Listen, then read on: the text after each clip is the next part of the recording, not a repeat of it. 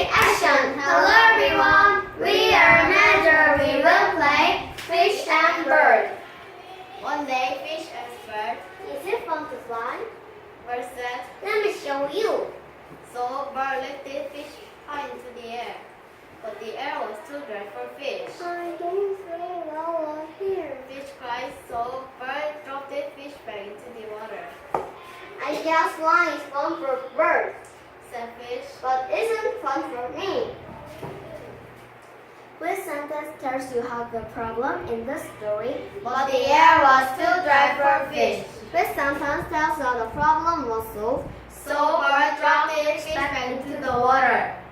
Which sentence tell you what fish learned? I guess flying is fun for birds, said fish. What lesson can you learn from this story? Friends don't always like the same things. The end. Thank you for listening.